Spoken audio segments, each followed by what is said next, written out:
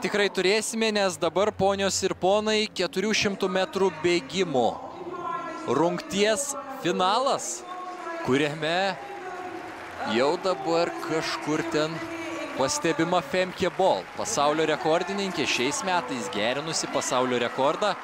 Šalia jos ir kita Nyderlandų žvaigždė Lieke Klaver. Būtent jos bandys perimti estafetę iš Joshua Kero ir dabar euforiją nukelti į Nyderlandus. Femke Bol, tiesiog fenomenali atletė, pasaulio čempionė, Europos uždarų patalpų čempionė. Ir čia netgi atskiras pristatymas moterų 400 metrų finalui, pažvelkime į jį.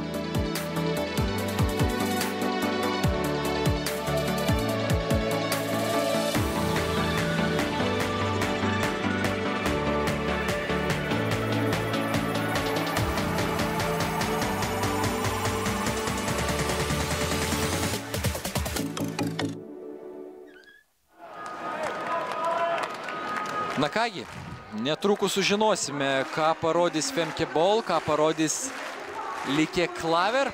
Jis startuoja 6-ame takelyje, vakar ji gavo geltoną kortelę, nes šiek tiek sujudėjo kaladėlėse, bet nebuvo diskvalifikuota, po peržiūros buvo priimtas toks sprendimas.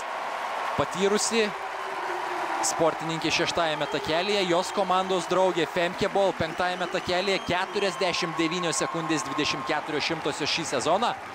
Ir komandos draugės bent jau tokiam laiko tarpui taps priešėmis, varžovėmis, taip turbūt reiktų sakyti, ir kovos dėl aukso. Talita Dix 4-ame takelyje, viena iš 2 amerikiečių. 3-ame takelyje Alexis Holmes iš Jungtinių Amerikos valstijų, taip pat turinti labai įdomią istoriją su Femke Bol.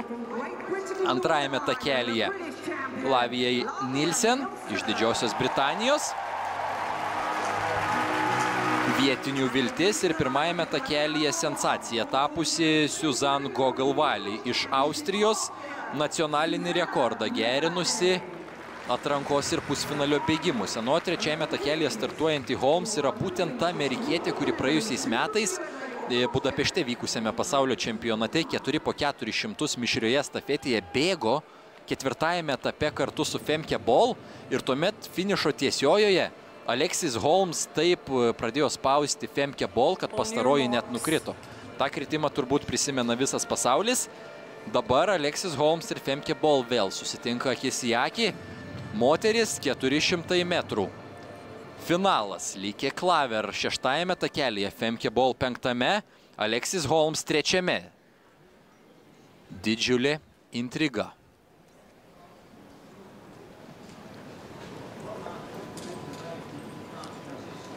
Set.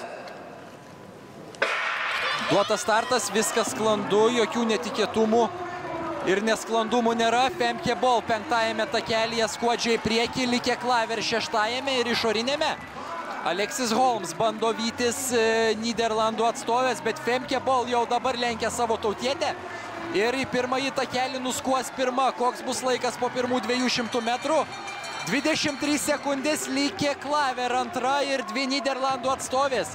2 europietės kol kas bėga 1 ir 2. Femke Bol, pasaulio rekordininkė, koks bus jos rezultatas šį vakarą? Tolsta Femke nuo savo tautietės.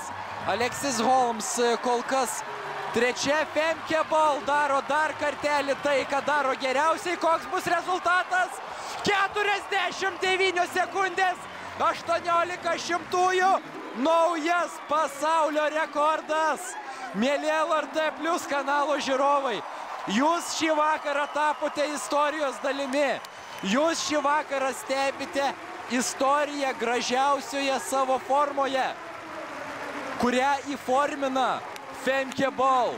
Nyderlandų superžvaigždė, dar vienas pasaulio rekordas. 49 sekundės 17 šimtųjų. Ir man darosi taip karšta, kad netenka atsistoti nuo kėdės. Femke Bol, pasaulio rekordas, pasaulio uždarų patalpų čempionate yra vyšnaitė ant torto. Yra vyšnaitė ant torto šiame žiemos sezone. Wow.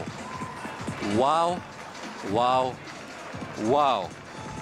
49 sekundės 24 sekundės 49 sekundės 24 šimtosios buvo užfiksuotos vasario 18 dieną Nyderlandų uždarų patalpų čempionate. Ten pagerintas pasaulio rekordas, kuris iki tol taip pat priklausė Femkei Bol ir siekė 49 sekundės 26 šimtasias.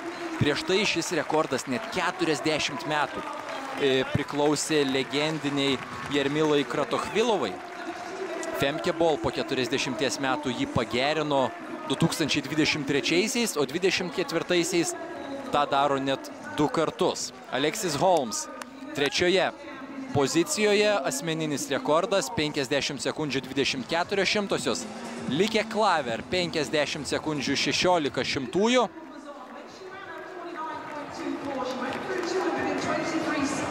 Ir šventė Nyderlanduose. Būtent šių 2 medalių ir tikėjosi tiek visi lengvosios atletikos ekspertai, tiek Nyderlandų rinktinės nariai, tiek treneriai. Visi žinojo, kad įmanoma iškovoti auksą ir sidabrą, bet turbūt ne visi tikėjosi, kad tą auksą vainikuos pasaulio rekordas. Ir jūs pažiūrėkite į Femke Bol, kaip ramiai jį bėga. Jokios įtampos. Jokios įtampos jos veiksmuose. Čia tiktų posakis ramus kaip belgas, rami kaip belgė, bet Bol ne belgė. Ji iš Nyderlandų keri, žavi ir yra nuostabu. 2023 metais ji buvo išrinkta geriausia Europos lengvatlete, apdovanojimai vyko Vilniuje ir galiu pasidžiaugti, kad teko garbė, teko galimybė išskirtinai pabendrauti su Femke Bol po apdovanojimų. Ji sutiko pabendrauti su lrt.lt portalu, davė išskirtinį interviu, pasikalbėjome su Femke Bol, kuri, žinokite, yra lygiai tokia pat nuoširdi kaip ir bėgimo takelyje, taip pat ir už sporto ribų, taip pat ir neutralioje aplinkoje. Ir Femke Bol tada Vilniuje vykusiuose apdovanojimuose ir sakė, kad man sportas yra džiaugsmas, jeigu krito vieną kartą, tai nieko nereiškia, reikia stotis ir judėti pirmin.